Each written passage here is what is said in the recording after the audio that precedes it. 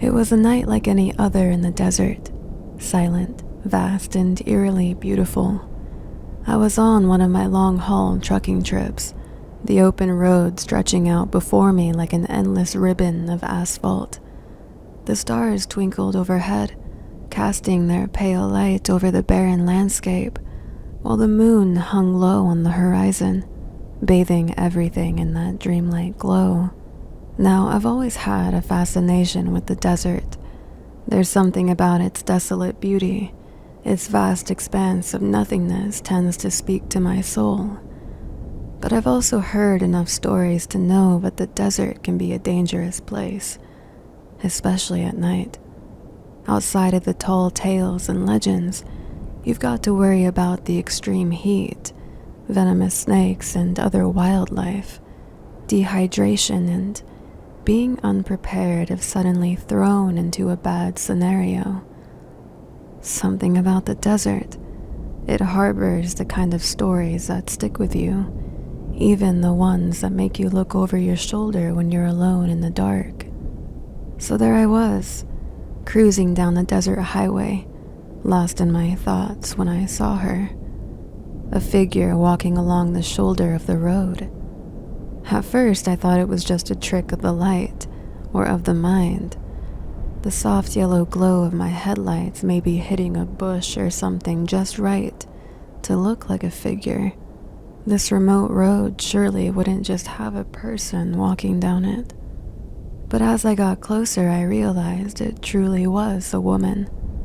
An elderly woman from what I could see, wrapped in a shawl and wearing traditional Navajo clothing.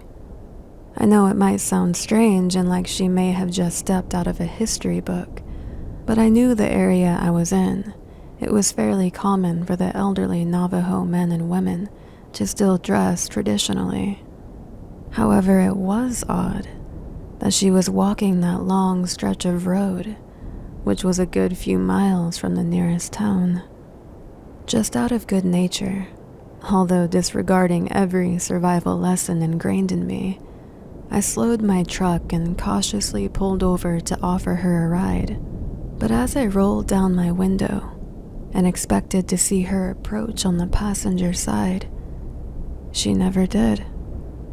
I stared at the passenger side mirror for a good moment and didn't see a thing. It was like she was never there to begin with. I then looked on my driver's side, only to again see nothing. I'll admit, I was spooked. I mean, I'm a pretty rational guy, but something like that will make you question everything you thought you knew about the world. Still, I couldn't just leave it at that. Maybe if I was more sensible in that moment, I would have gone the safe route. But there I was, making everything about curiosity killed the cat true. I got out and looked around as I searched for this woman, although not straying far from my truck. But that's when I saw them. The impressions of footprints in the soft, sun-baked earth. The rounded, oblong shape of moccasins. They led slightly away from the road and into what looked like a shallow wash. I was now truly baffled. Checking my surroundings once again, I took a few steps and followed these tracks before abruptly stopping, my fight or flight instinct starting to kick in as my pulse quickened.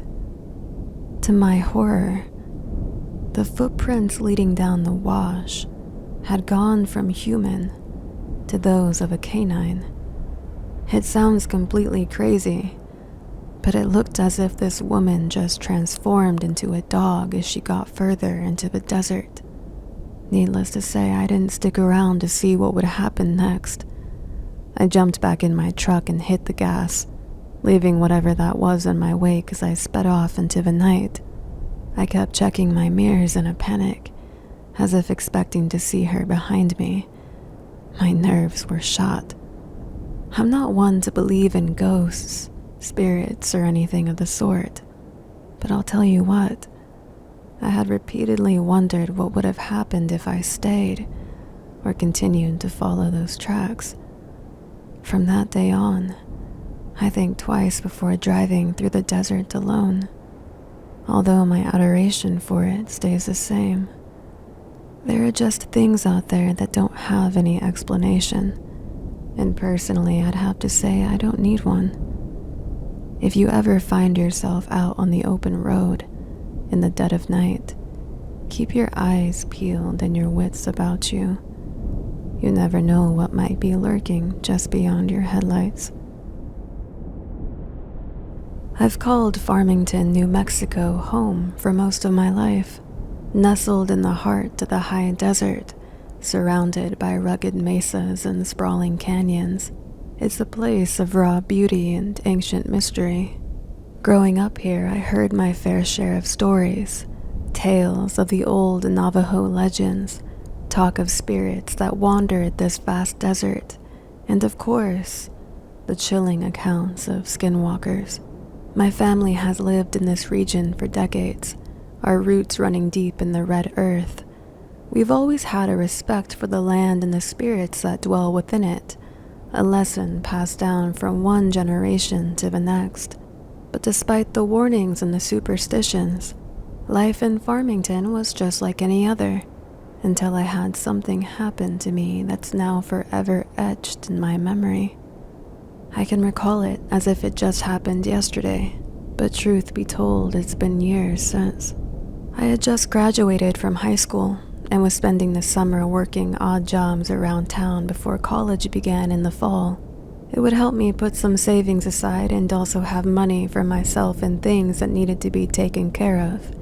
It was a warm evening, the sun setting in a blaze of orange and pink as I made my way home from a long day's work. That day in particular, I was helping a friend of the family do some landscaping. It was hard labor, and after a long day spent out in the sun, it felt almost heavenly to drive home in the cool night air with the windows down. I decided to take a detour that night. This back road stretched out into the desert, surpassing the roads I normally took home. It was the longer way back, but great for zoning out and just cruising since it barely had anyone ever on it. Even though I was relaxed and enjoying the drive, I suddenly had this feeling wash over me that I needed to turn around. I had slowed down a bit as I tried to understand this prickly feeling on my skin. To someone who wasn't from the area, the emptiness and unfamiliarity of the quiet land along with the lonely hums of the wind might come across as unnerving, but these qualities were soothing to me. In fact, I knew most of the area like the back of my hand, so I was confused as to why I was suddenly anxious while traveling this remote road. Maybe I was just tired, needed a bite to eat and to hydrate more. But a bit after the last rays of sunlight disappeared behind the mesas is when it happened. A slender figure had darted across the road and right in front of me. My heart skipped a beat and sank as I slammed on the brakes, thinking I would hear a thud from hitting someone. For a moment, I sat there in stunned silence, trying to process what I had just witnessed.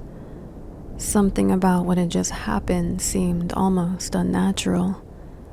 I flipped on my high beams as I backed the truck up just slightly, all while simultaneously fumbling for the flashlight in my glove compartment. Nothing could be seen on the road whatsoever. Now feeling even more nervous and vulnerable, I had rolled my windows up just enough to beam my flashlight out around the vast land around me. Again, nothing. There were no hills or rocks in the immediate area that I could see, no place to really hide per se. I was still just trying to make sense of everything. As curious as I was, there was no way I was getting out of my truck, but still intrigued by the situation, I threw it back into drive and began to slow crawl down the road. My eyes were squinted as I intensely focused, looking for any sign of movement. Why? I'm not even fully sure. Maybe to prove what I saw was real. Adrenaline? Shock? I should have just left because the next thing I experienced still makes my blood run cold. Somewhere out in the distant desert, I could hear someone yelling to me. Hey! The tone was odd and off-putting. I slammed my foot down on the gas pedal as my tires screeched, and I fought for control of the vehicle as I barreled down that old road.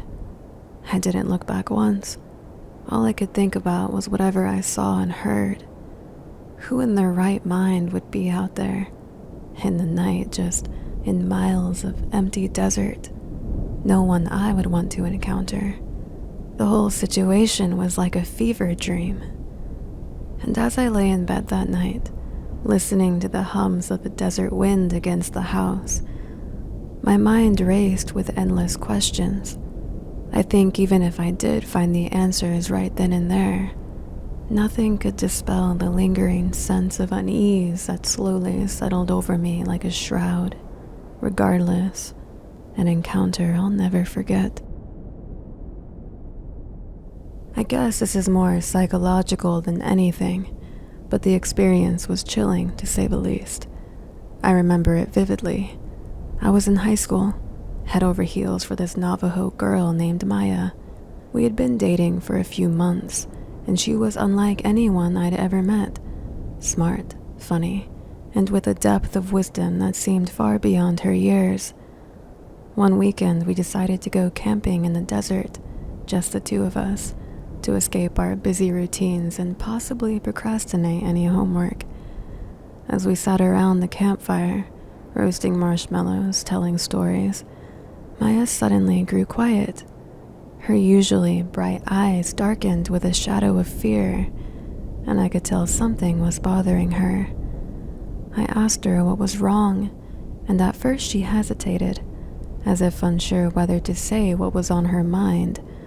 But then, in a hushed voice, she began to tell me about the history of skinwalkers, vengeful spirits she called them, that roamed the desert in search of prey. She spoke of dark rituals and ancient curses, of beings that could take on the form of animals, something of otherworldly nature. Her words alone sent a shiver through me, and I could see the genuine uneasiness in her eyes as she recounted tales passed down through generations of her people. As the night wore on and we relaxed in each other's company, I found myself whistling absent-mindedly, lost in thought. But before the sound had barely even left my lips, Maya was at my side, her hand clamped firmly over my mouth.